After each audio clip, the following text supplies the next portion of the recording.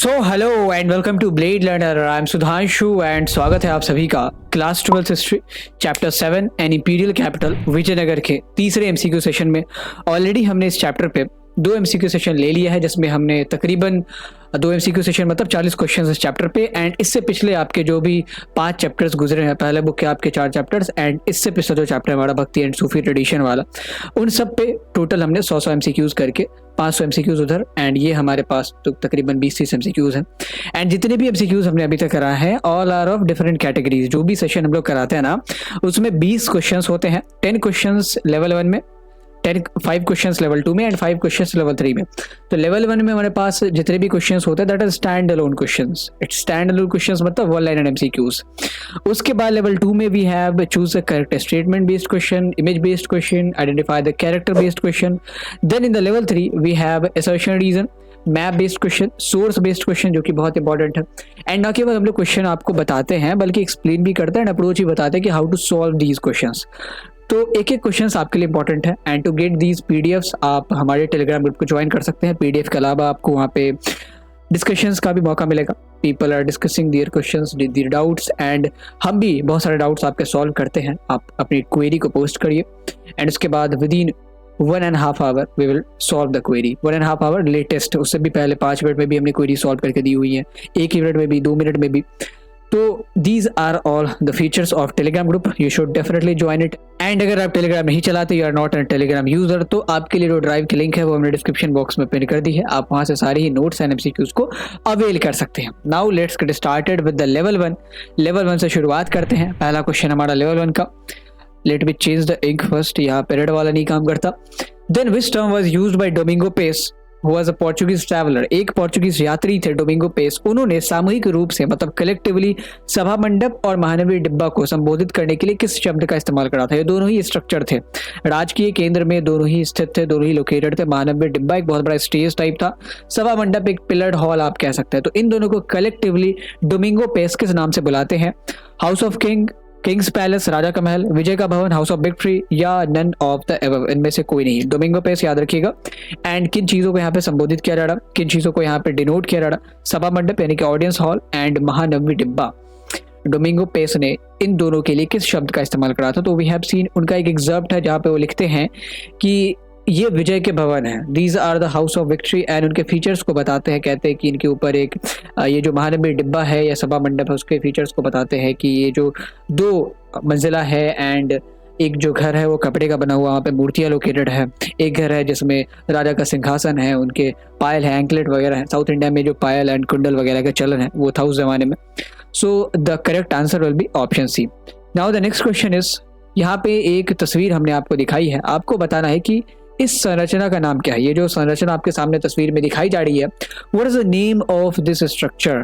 तो 4 ऑप्शंस है, महानवी डिब्बा, कमल महल, लोटस महल, लोटस टेम्पल, लोटस महल या लोटस पैलेस आप कहें, या ऑडियंस हॉल, सभा मंडप, या नन ऑफ द अबव। अगर कोई और आपके दिमाग में ऑप्शंस चल रहा है तो you should attempt the option D, name this structure. ये स्ट्रक्चर जो है एक बहुत बड़ा मंच लग रहा है।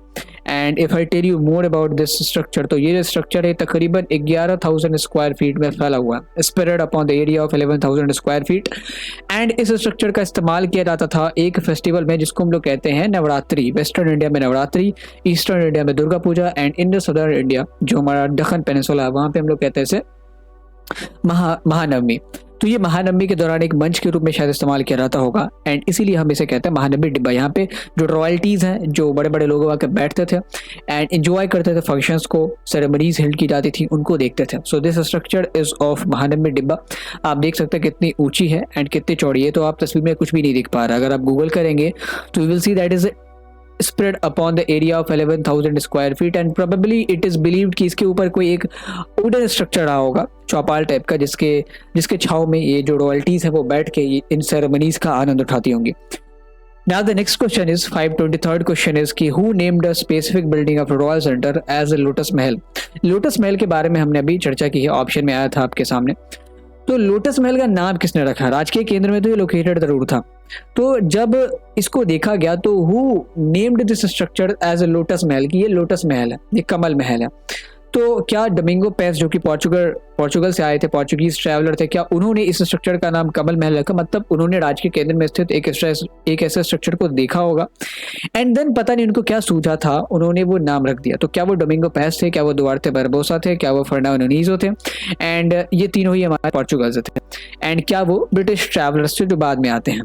तो correct answer will B British travellers. जो अलग अलग ट्रैवलर्स आए, जो अलग अलग यात्रीगण आए ब्रिटेन से, उन्होंने जब इस स्ट्रक्चर्स को देखा तो दे called these structure as they called that structure, एक ही तो स्ट्रक्चर है, they called that particular structure as lotus महल। उन्होंने उसका नाम लोटस महल रख दिया। आप तस्वीर भी देख पा रहे होंगे, स्क्रीन पे आ रही है। तो लोटस महल बहुत ज़्यादा खास है, इसमें भी आपको इंडो इस्लामिक आर्किटेक्चर का एक डिपिक्शन देखने को मिलेगा, आर्क्स वगैरह बनाए गए, मेहराब बनाए गए। तो दिस इज अ सिनेरियो, जब ब्रिटिश ट्रैवलर्स आते हैं तो they named it as lotus Mahal. And क्या यूटिलिटी थी इसकी, वो आप आगे देखेंगे इस वीडियो में।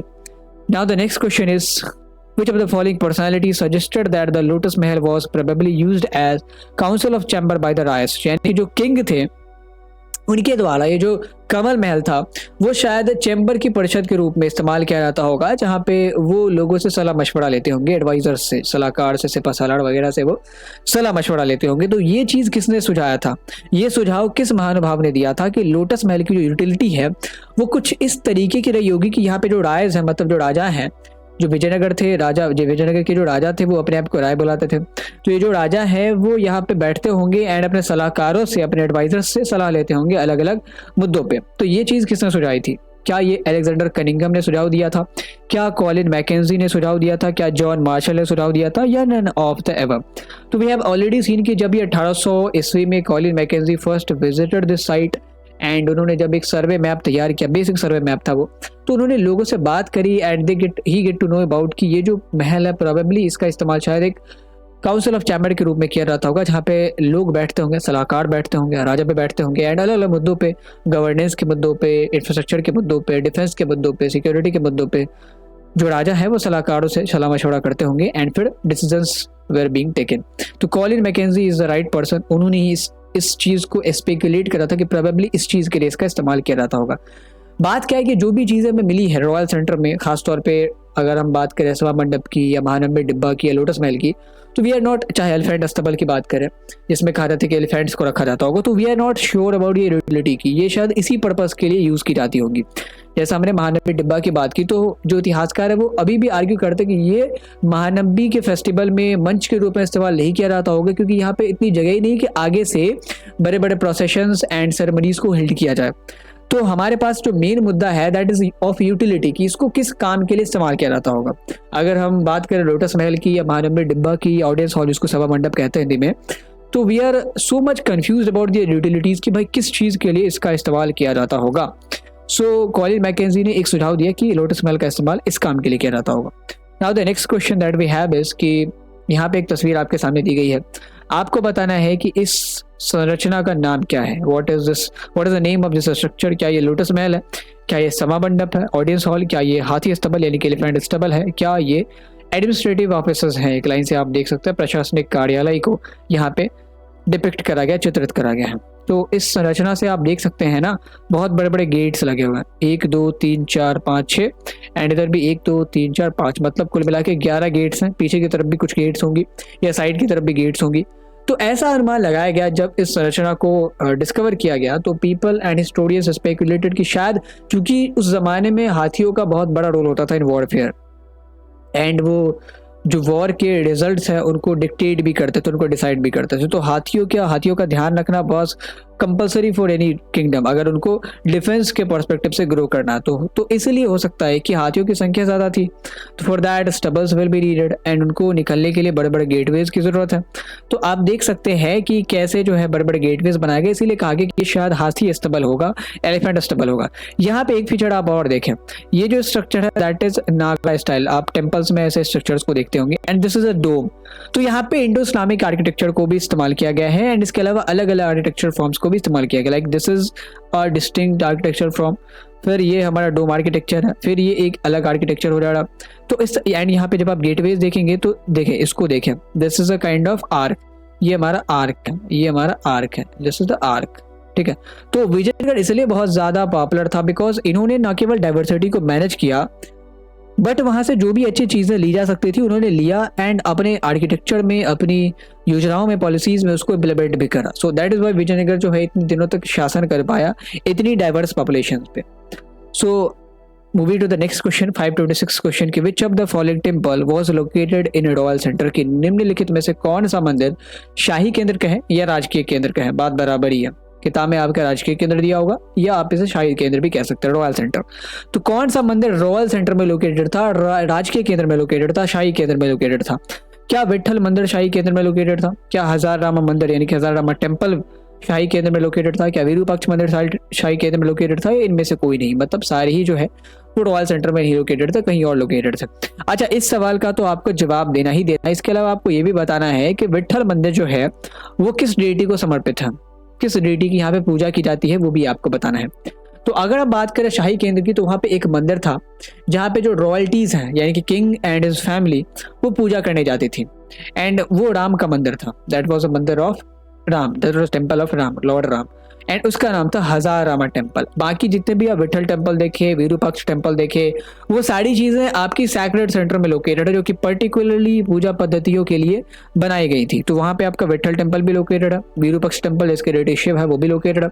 अच्छा, विट्ठल टेम्पल की जो डेटी है वो हमारे विष्णु है, ठीक है। विट्ठल एक विष्णु के फॉर्म है जो महाराष्ट्र में बहुत ज्यादा इनकी पूजा की जाती है, तो वहां से शायद कृष्णदेवराय के वंशजों ने इसको अडॉप्ट करा होगा। तो विट्ठल टेम्पल के जो प्राइमरी डेटी है वो हमारे विष्णु है, and the temple which is located in royal centre जो शाही केंद्र में लोकेटेड था दैट वाज हजार रामा मंदिर, हजार रामा टेम्पल जो है शाही केंद्र में लोकेटेड था। अब आगे बढ़ते हैं। Lord Virupaksha who was the guardian of Vijayanagar is a form of, भगवान विरूपाक्ष जो विजयनगर के संरक्षक थे वो किसके रूप है? अभी अभी हमने आपको बताया कि विरूपाक्ष मंदिर में किसकी पूजा की जाती थी? शिव की पूजा की जाती थी। तो विरूपाक्ष जो है वो किसके रूप होंगे? शिव के रूप होंगे। इसलिए तो विरूपाक्ष और पंपा देवी का कनेक्शन है। पंपा देवी मानी जाती है कि वो पार्वती की रूप है, एंड उन्होंने बहुत दिनों तक तपस्या करी in order to get married with lord Virupaksha, and इसीलिए इन दोनों की एनुअल वेडिंग्स भी कराई जाती है विरूपाक्ष मंदिर में। बहुत बड़ी सेरेमनीज होती है बाय द वे वहाँ पे। तो भगवान विरूपाक्ष जो है वो शिव के रूप है, एंड वो जो विरूपाक्ष टेम्पल है वहाँ पे शिव की ही पूजा की जाती है। सो correct answer will be option D. Now आगे बढ़ते अगले क्वेश्चन के ऊपर। यहाँ पे किसी टेम्पल की दीवार की तस्वीर आपको दिखाई जा रही है जिसको अलग अलग मूर्ति कला से, अलग अलग स्कल्पचर से स्कल्प्ट किया गया है, उकेरा गया है। आपको बताना है कि कौन सी मंदिर है ये किस मंदिर की दीवार यहाँ पे आपको दर्शाई गई, जहाँ पे अलग अलग मूर्ति कला का प्रदर्शन आप देख पा रहे हैं। हाथी है, यहाँ पे कुछ कुछ वॉरियर्स हैं, एंड यहाँ पे अलग अलग चीज़ों को स्कल्प्ट किया गया है। तो किस मंदिर की ये दीवार है? तो हमने देखा था कि जो रॉयल सेंटर है उसमें एक मंदिर था हजारामा टेम्पल, एंड उसमें रामायण से जुड़ी चीज़ें एंड और भी बहुत सारे जो हमारे खासतौर पर रामायण से जुड़ी चीज़ों को स्कल्प्ट किया गया, वहाँ पे उकेरा गया उसकी दीवारों पे। सो यहाँ पे जिस टेम्पल की दीवार को दर्शाया गया that is of हजारामा temple. Vitthal मंदिर भी खास था लेकिन उसके यूनिक फीचर्स थे, अपने दीवार के स्कल्पचर के लिए वो खास नहीं था।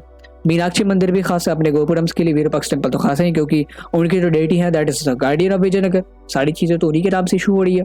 लेकिन ये जो दीवार है इसमें जो चित्रण करा गया है वो हजारामा टेम्पल की दीवार है, और कहा जाता है कि यहाँ पे जो ज़्यादातर चित्रण है वो रामायण से जुड़े सीन्स को यहाँ पे डिपिक्ट करा गया है, दर्शाया गया है। Now the next question is, यहाँ पे आप एक आर्क देख पा रहे हैं जिसको हम लोग मेहराब कहते हैं। Arc is like this is the मेहराब, दिस इज मेहराब। आप अगर कभी आर्किटेक्चर वालों से पूछेंगे या जो घर वगैरह बनाते हैं तो आर्क एक बहुत बड़ा रोल प्ले करता है पैलेटियल स्ट्रक्चर में। जब आपको महल नुमा घर बनाना हो ना तो यहाँ पे जो आर्क है वो किस संरचना का पार्ट है? This arc is a part of which structure? क्या ये हजाराबाद टेम्पल का पार्ट है? क्या ये कमल महल का पार्ट है? एंड इस आर्क की तस्वीर आपकी किताब में दी गई है तो ये लाजिम हो रहा था कि आप इसको ध्यान में रखें। क्या ये महानंबर डिब्बा का पार्ट है? क्या इनमें से कोई नहीं। महानंबर डिब्बा का पार्ट तो ऐसे भी नहीं होगा क्योंकि वहाँ पे तो केवल एक मंच है, हमारे सामने एक प्लेटफॉर्म है, तो आर्क वार्क तो कोई है नहीं वहाँ पे। बाय द वे आपको ये भी बता दें कि महानंबर डिब्बा की जो दीवारें हैं वो भी अलग अलग स्कल्पचर से स्कल्प्ट की गई हैं, वहाँ पे उकेरा गया है। बट रामायण का जो स्ट्रक्चर है वो केवल हजारामा टेम्पल में हमें देखने को मिलता है। तो महानंबर डिब्बा में तो आर्क है नहीं तो ये ऐसे ही कट हो गया। देन हजारामा टेम्पल एंड कमल महल में कंफ्यूजन है, तो this arc is a part of lotus महल जो कि आपने देखा भी होगा, पीछे हमने तस्वीर दिखाई है आपको स्क्रीन में। बाय द वे अगर आप किताब खोल के पढ़ेंगे तो आप वहाँ पे भी कमल महल को देख सकते हैं। ये भी इंडो इस्लामिक आर्किटेक्चर का एक पार्ट है, आप देख सकते हैं दिस इज द आर्क। ये जो आर्क आप देख रहे हैं that is inspired by the Persian architecture, जिसको यहाँ पे हम लोग कहते हैं इंडो इस्लामिक आर्किटेक्चर। तो इस्लामिक आर्किटेक्चर में, लिटरेचर में पर्शिया का बहुत बड़ा रोल है। आपने क्लास 11th हिस्ट्री में पढ़ा भी होगा कि जब ये पर्शिया कॉन्कर करते हैं तो Baghdad became the centre of learning, बोले बिकॉज कि पर्शिया से स्कॉलर्स जो कि कन्वर्ट हुए थे इस्लाम में, उन्होंने इस हिसाब से महफिल सजाई। चाहे आप बात करें कितने भी स्कॉलर्स, बहुत सारे स्कॉलर्स आते हैं, अल-बरूनी से लेके अल-ख़याम, जितने भी स्कॉलर्स नाम करें, अलग अलग फील्ड में, एस्ट्रोलॉजी हो गया, एस्ट्रोनॉमी हो गया, मैथमेटिक्स हो गया, लिटरेचर हो गया, अलग अलग कहानियाँ लिखी जाती है। तो पर्शिया का बहुत बड़ा रोल है अगर हम इस्लामिक कल्चर के रिचनेस की बात करें तो। And by the way architecture जो आजकल आप मस्जिदों में देखते हैं वो पर्शिया से ही आया है। तो करेक्ट आंसर भी लोटस टेम्पल, लोटस महल, सॉरी लोटस टेम्पल तो दिल्ली में लोकेटेड है, ये लोटस महल की आर्क की तस्वीर है। Now the next question is 530th question is which who has been credited with the building of eastern gopuram of Virupaksha temple, की विरूपाक्ष मंदिर के पूर्वी गोपुरम का निर्माण, दो गोपुरम है, एक आपका बड़ा वाला जो गोपुरम देखते हैं वो, एंड एक आपका पूर्वी गोपुरम है छोटा वाला। तो बड़ा वाला जो गोपुरम है दैट इज आई थिंक उत्तरी गोपुरम है, दक्षिणी गोपुरम है, आई एम नॉट श्योर। तो ये जो पूर्वी गोपुरम है किसने बनवाया था? क्या ये राजेंद्र चोल ने बनवाया था? Not Rajendra temple, here Rajendra Chola will be the option. Rajendra Chola ने बनवाया था। क्या ये कृष्णदेव राय ने बनवाया था? क्या ये राजा राजा चोल ने बनवाया था? या सदाशिव राय ने बनवाया था? विरूपाक्ष मंदिर का पूर्वी गोपुरम, जो एक तो बहुत बड़ा गोपुरम है उसकी बात नहीं की जा रही, छोटा सा गोपुरम है, दो गोपुरम एक्चुअली, दो गेटवेज है। तो जो पूर्वी गोपुरम है छोटा वाला, उसको किसने बनवाया था? तो वी हैव सीन कि जो विजयनगर के रूलर्स थे उन्होंने विजयनगर विरूपाक्ष टेम्पल को बनवाया तो नहीं था, but they maintained it and उन्होंने इसको इनोवेट करवाया। तो जैसे अगर हम कृष्णदेव राय की बात करें तो उन्होंने जो मेन श्राइन है विरूपाक्ष टेम्पल का, उसके आगे मंडप बनवाया, हॉल बनवाया, एंड ईस्टर्न गोपुरम को भी उन्होंने बनवाया था। तो Krishnadeva Raya is credited with the building of with the construction of eastern gopuram of Virupaksha temple. And जो हमारा मेन गोपुरम है बड़ा वाला, वो अभी क्योंकि विरूपाक्ष टेम्पल का बनने का सिलसिला आपका 9th सेंचुरी से शुरू हो जाता, एंड फिर धीरे धीरे अलग अलग किंगडम्स चेंज हुए, अंपायर्स आते हैं एंड इसको बनाया जाता रहा था।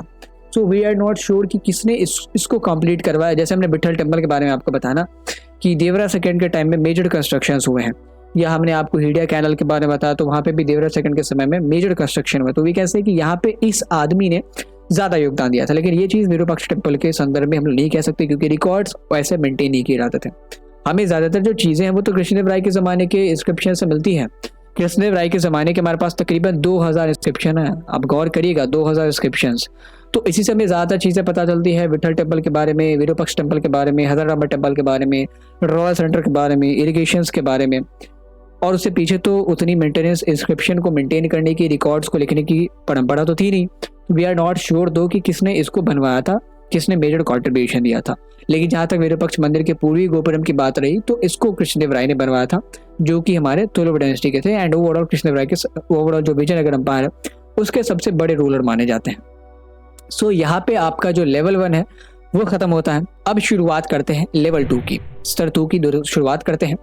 क्वेश्चन है आपका 531वां 531st क्वेश्चन की which of the following statements regarding the royal centre are not correct. Not correct, गौर करिएगा इस पर।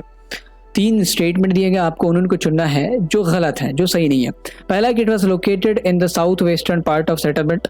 सेकंड कि Hazarabad temple was located in royal centre की राज्य के केंद्र में स्थित था, एंड राज्य के केंद्र में तकरीबन 60 से ज्यादा टेम्पल और तीर्थ स्थल थे।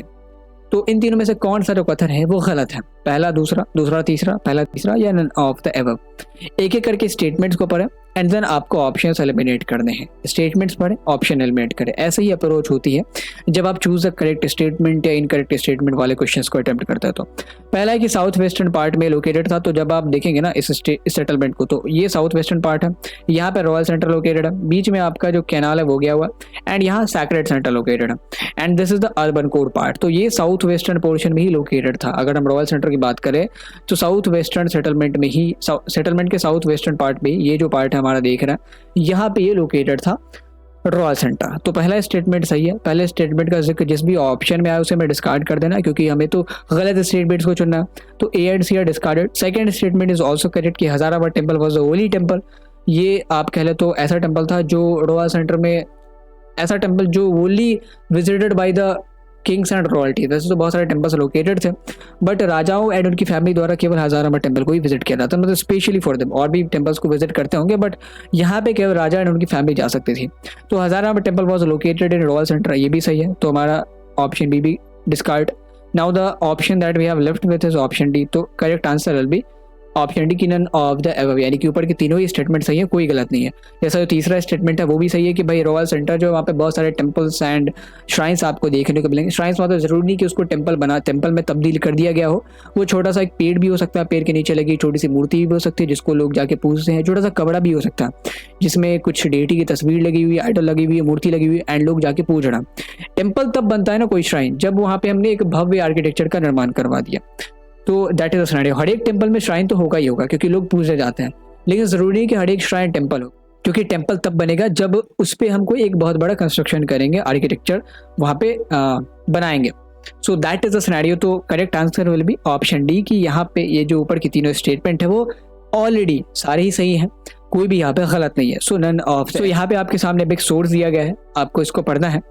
These buildings have two platform, one above the other, beautifully sculpted। की इस रचनाओं में एक के ऊपर एक दो मंच है, सुंदरता से चित्रित एंड ऊपरी मंच पर इस विजय के भवन में राजा ने कपड़े से बना एक महल कमरा बनाया है, जहाँ जो आइडल है मूर्ति का पूजा स्थल है एंड एक अन्य बीच में मतलब दूसरा प्लेटफॉर्म वहाँ पे एक चबूतरा रखा हुआ है जिसपे राजा का सिंहासन है एंड वहीं पे मुकुट और उसके राजकीय पायल वगैरह लोकेटेड है, मतलब स्टोर्ड है। तो यहाँ पे आपको बताना है कि इस अंश को, यहाँ पे ऑडियंस हॉल की बात की जा रही है बाय द वे, वही हमारा मल्टी स्टोरी था एक के ऊपर एक। तो ये जो चीज़ है ये किस नरेटर ने कही है, यहाँ पे कथावाचक कौन है? क्या अब्दुल रज़ाक यहाँ पे कथावाचक है? क्या डोमिंगो बारबोसा यहाँ पे कथावाचक है? क्या दुआर्ते पेस यहाँ पे कथावाचक है? या इनमें से कोई नहीं? दुआर्ते पेस, डोमिंगो बारबोसा या अब्दुल रज़ाक। तो इस सोर्स में एक छोटा सा सोर्स है, इसमें ऑडियंस हॉल की बात करी गई, वहीं पे ऑडियंस हॉल एंड महानगर डिब्बा को कलेक्टिवली हाउस ऑफ विक्ट्री कहा गया एंड ये किसने कहा था? डोमिंगो पेस ने कहा था। तो यहाँ पे चूंकि हमने आपको कंफ्यूज करने के लिए पेस का ऑप्शन तो दिया लेकिन दुआर्ते पेस है, डोमिंगो बारबोसा जो कि होना चाहिए था Duarte Barbosa and Domingo Paes होना चाहिए था, तो हमने लिख दिया डोमिंगो बारबोसा। तो you have to check the options correctly. आपने सिर्फ पेज देख लिया एंड ऑप्शन सी को सिलेक्ट कर दिया तो this answer will be incorrect, क्योंकि यहाँ पे तो दुआर्ते पेस है and the right option will be Domingo Paes. तो करेक्ट आंसर भी डोमिंगो पेस एंड यहाँ पे तो उनका ऑप्शन दिया नहीं गया, तो option D will be the right answer, none of the above. अब आगे बढ़ते हैं, अगले क्वेश्चन को अटेम्प्ट करते हैं कि which of the following statements regarding the rituals of Mahanavami festivals are correct. कि महानवमी त्योहारों के जो भी प्रोसेशंस वगैरह अनुष्ठान वगैरह होते थे उनके संबंध में कौन सा जो कथन है वो सही है? Correct statement. It includes worship of image, इसमें छवि की पूजा होती थी, राज के घोड़े की पूजा होती थी, जो राज की घोड़ा होता था, फिर भैंसों की बलि चढ़ाई जाती थी और अन्य जानवरों की भी बलि चढ़ाई जाती थी, फिर नृत्य वगैरह, कुश्ती मैच और जुलूसों का आयोजन किया जाता था, मतलब घोड़े के जुलूस हो गए, फिर कैवेलरी हो गया, फिर इन्फेंट्री पैदल सेनाओं की जुलूस हो गए, जैसा आप देखते हैं ना रिपब्लिक डे पे या इंडिपेंडेंस डे पे निकलता है राजपथ से हमारा, तो ये चीज़ें आयोजित की जाती थी। थर्ड स्टेटमेंट इसके सभा मंडप इन अनुष्ठानों का केंद्र हुआ करता था। जो भी अनुष्ठान महानवमी के त्यौहार में होते थे, महानवमी मतलब जो नवरात्रा का त्यौहार होता, उसका जो सेंटर होता था वो सभा मंडप होता था, ऑडियंस हॉल होता था। तो इन तीनों में से कौन सा जो कथन है वो सही है? आपको उसको ऑप्शन में चुनना है, पहला और दूसरा, दूसरा और तीसरा, पहला और तीसरा, या ऑल ऑफ द एबव, यानी कि all the three statements here are correct. तो सही जवाब आपको कमेंट बॉक्स और चैट बॉक्स दोनों ही जगह पे बताना है। And for your kind information, अब हम लोग पूरी तरीके से मोमेंटम गेन करने वाले हैं एंड बहुत सारी चीज़ें आपके सामने आएंगी, डेट शीट भी अनाउंस हो चुकी है, तो उस हिसाब से आपको कंटेंट्स वगैरह दिए जाएंगे बहुत जल्द। टाइम टेबल और स्ट्रैटेजी की भी वीडियो अगर हो सके तो पब्लिश की जाएगी। We do not believe in strategy videos, क्योंकि जो स्ट्रैटेजी मेरे लिए काम कर सकती है वो शायद हो सके आपके लिए ना काम करे, या जो आपके लिए काम करती है वो किसी और के लिए नहीं काम कर सकती है। तो don't follow into the trap of strategy videos. जितने भी लोग स्ट्रैटेजी वीडियोज़ डालते हैं आप उनकी वीडियोज़ को देखें ज़रूर, बहुत मेहनत करते हैं वो लोग, बट डोंट ऐसा ना आपको उस पर रिलाई नहीं होना, बिकॉज वो लोग जो सोच रहे हैं जिस लेवल ऑफ प्रिपरेशन पे आप हैं एंड जिस लेवल ऑफ प्रिपरेशन पे वो लोग आपको सोच रहे हैं, आपको देख रहे हैं, दैट इज डिफरेंट। तो उस हिसाब से वो तो स्ट्रैटेजी वीडियो या टाइम टेबल की वीडियो अगर बना रहा है तो जनरलाइज होंगी ना। आपको अपनी स्ट्रैटेजी खुद बनानी पड़ेगी। अगर आप किसी से कॉपी कर रहे strategy, that is the worst thing that you can do with your preparation. आप अपने प्रिपरेशन तैयारी के साथ जो सबसे ख़राब चीज़ कर सकते हैं वो ये कर सकते हैं कि किसी दूसरे का आपने टाइम टेबल कॉपी कर लिया, किसी दूसरे की आपने स्ट्रैटेजी कॉपी कर ली। तो आपको इन सारी चीज़ों के ट्रैप में नहीं फंसना है। They all are doing hard work, बहुत बढ़िया कंटेंट वो लोग बनाते हैं, but don't fall into the trap of the strategies videos and the time table videos. बहरहाल आपने होप कि इस क्वेश्चन को अटेम्प्ट कर लिया होगा, इस क्वेश्चन को अटेम्प्ट कर लिया होगा। नाउ इन तीनों स्टेटमेंट को एक करके देखते हैं। पहला स्टेटमेंट एकदम सही है कि यहाँ पे मूर्ति की पूजा होती थी, राज के घोड़े की पूजा होती थी और जानवरों को सैक्रिफाइस किया जाता था, बलिदान इनका दिया जाता था। तो पहला स्टेटमेंट सही है, तो हमारा ऑप्शन बी डिस्कार्डेड हो गया। Then dance wrestling matches and processions were organised, ये होते थे। तो सेकंड स्टेटमेंट भी सही है, तो ऑप्शन सी भी डिस्कार्ड, या तो ए होगा या डी होगा। देन थर्ड इज की audience hall used to be the centre of these rituals. तो हमने आपको बताया था कि महानवमी के त्योहार में जितने भी अनुष्ठान वगैरह होते थे वो सब कहाँ से वॉच आउट किए जाते थे, महानवमी डिब्बा से। ऑडियंस हॉल तो किसी और पर्पस के लिए यूज किया जाता था। कहा जाता है कि ये शायद आपका उसके लिए यूज किया जाता होगा, दरबार वगैरह लगाने के लिए। तो audience hall was used to be the centre of these rituals, ये जो है वो करेक्ट आंसर नहीं, करेक्ट स्टेटमेंट ये गलत है। थर्ड स्टेटमेंट इज इनकरेक्ट, तो हमारा जो ऑप्शन डी है वो डिस्कार्डेड हो गया, यहाँ पे ऑल ऑफ द एबव दिया हुआ।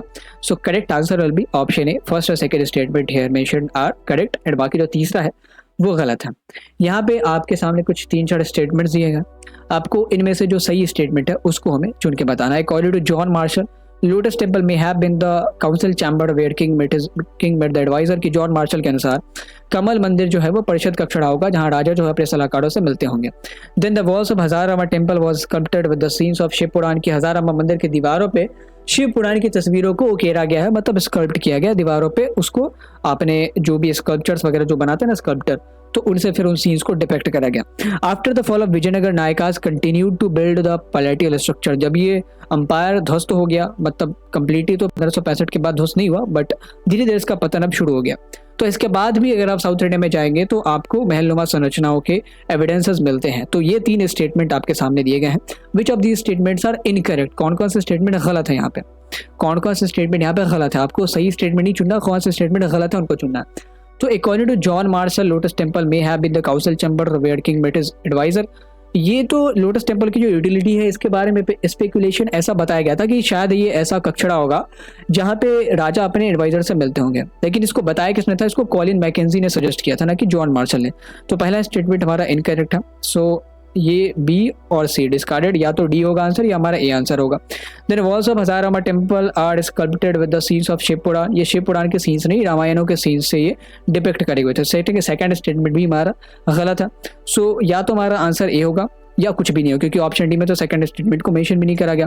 एंड हमारा जो स्टेटमेंट थर्ड है वो सही है। विजयनगर अंपायर के ध्वस्त होने के बाद भी जो नायकास जो इन्होंने अपनी छोटी छोटी किंगडम्स बना ली, मदुरै में, कांचीपुरम में, मैसूर में, वो पैलेटियल आर्किटेक्चर, पैलेटियल स्ट्रक्चर्स को बनवाना जारी रखते हैं। चाहे मदुरै के महलों को देखेंगे या मैसूर के महलों को देखेंगे तो विल सी के जो पैलेटियल स्ट्रक्चर जो कि विजयनगर अंपायर के दौरान बनवाए जाते थे, उस परंपरा को कंटिन्यू रखा गया है नायकों के द्वारा। Third statement here is correct, so the correct answer will be option ए, कि यहाँ पे जो पहला और दूसरा स्टेटमेंट है वो गलत है, बाकी जो तीसरा स्टेटमेंट है वो हमारा सही स्टेटमेंट है। तो moving to the next question, that is the last question of this level 2। आपके सामने कुछ एक स्ट्रक्चर से रिलेटेड कुछ क्लूज दिए गए, कुछ सुराग दिए गए हैं। आपको बताना है कि ये किस स्ट्रक्चर को डिनोट करता है, किस स्ट्रक्चर के सुराग है। It was a multi storey building as a rooms of staircase have been found, कि ये बहुमंजिला था क्योंकि हमें सीढ़ियों के खंडर मिले हैं, एंड ये खंभों से युक्त था। It was dotted with closely spaced pillars, के बहुत सारे खंबे स्तंभ लगे हुए थे बहुत कम दूरी पे।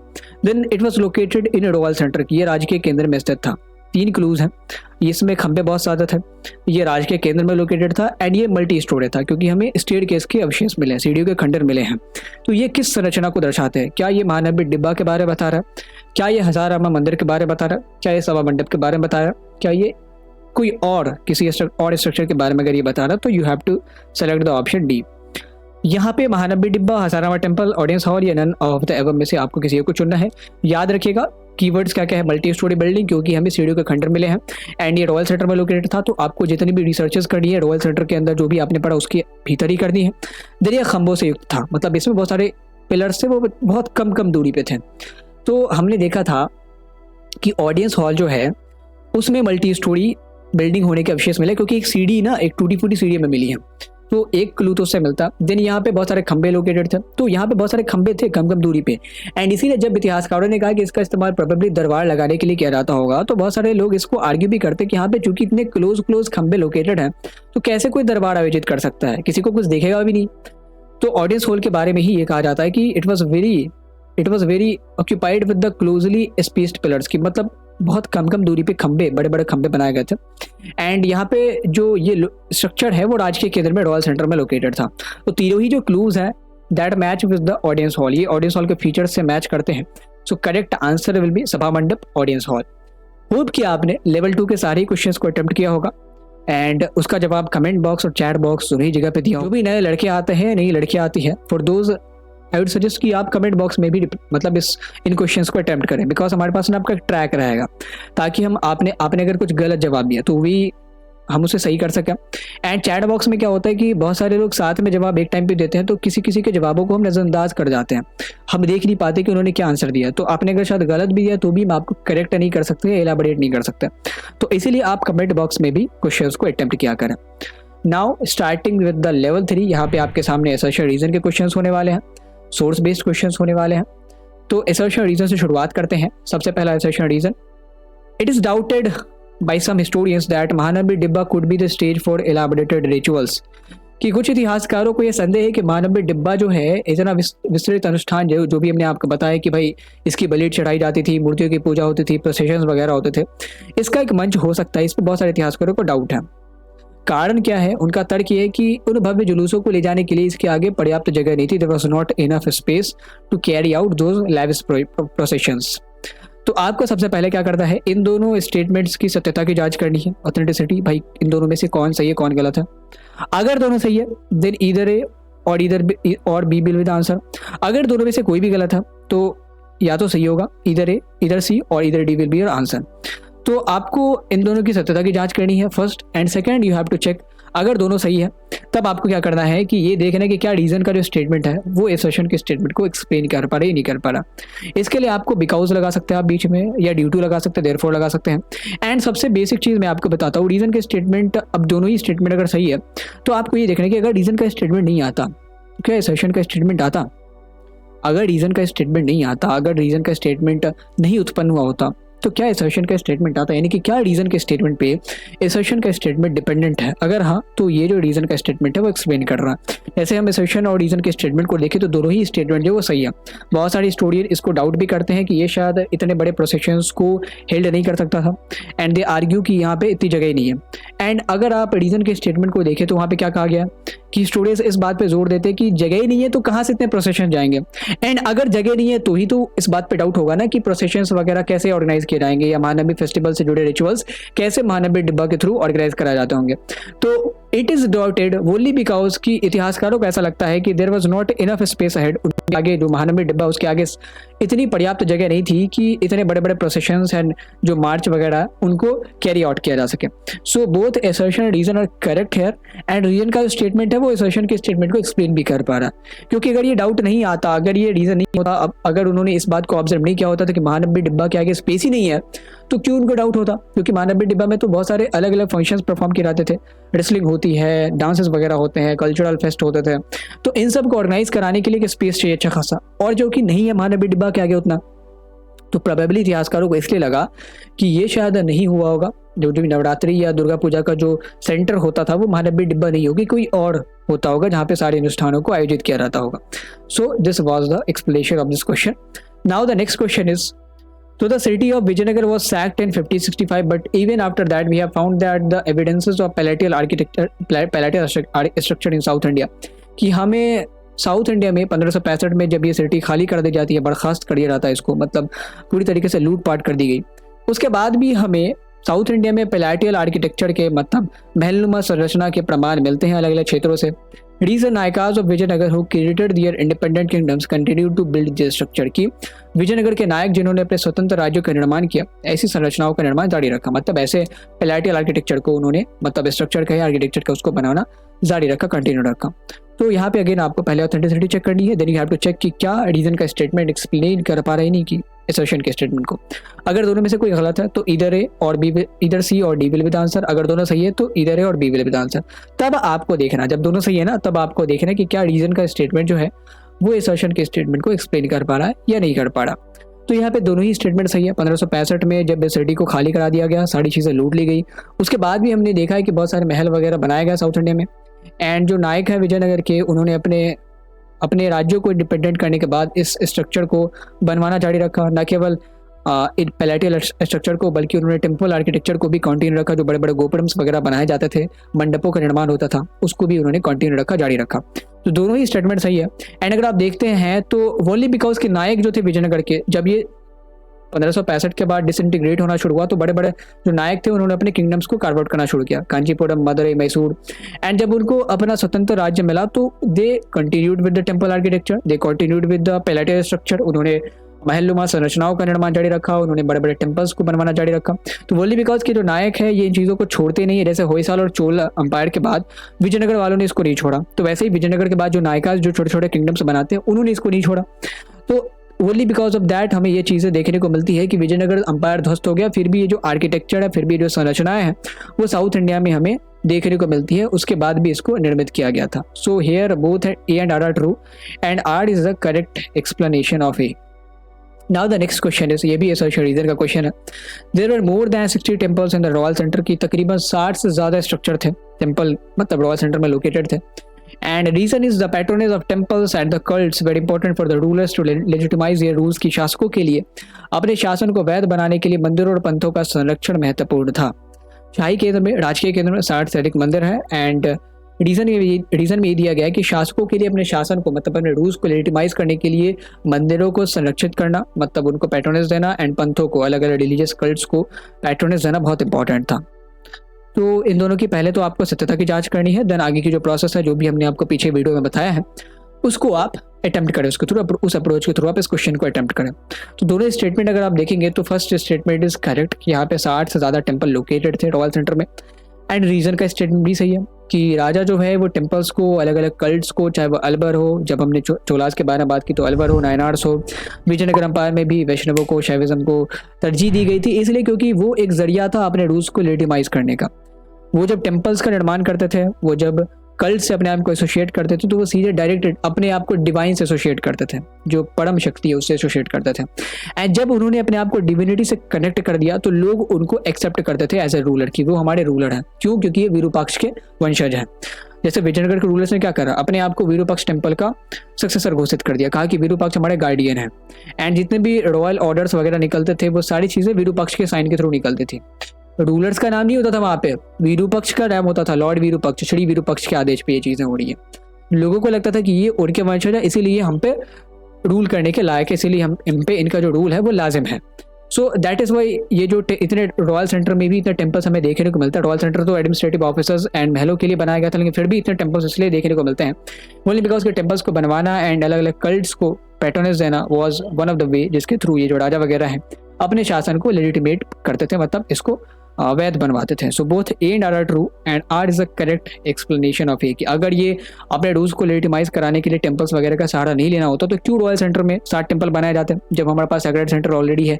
हमने अर्बन कोर में भी देखा था कि जगह जगह पे श्राइन्स लोकेटेड है, जगह जगह पे टेम्पल्स लोकेटेड है, मॉस्क भी लोकेटेड है। क्यों इसकी जरूरत पड़ी? Only because they wanted to attract the audience. कैसे? खुद को डिविनिटी से कनेक्ट करके। अब आगे बढ़ते हैं, कुछ क्वेश्चन है हमारे पास, ये एक इमेज बेस्ड क्वेश्चन है। आपको सबसे पहले तो इस संरचना का नाम बताना है कि यहाँ जो संरचना है वो कौन सी संरचना, किस संरचना को यहाँ पे दर्शाया गया है। Which structure is depicted here. क्या ये जो संरचना है वो महानब्बे डिब्बा है, क्या ये विरूपाक्ष टेम्पल है, क्या ये विठल मंदिर है, या क्या ये लोटस महल है, कमल महल है। तो यहाँ पे अगर आप आर्क देख पा रहे हैं, this is the arc, let me change the ink for you.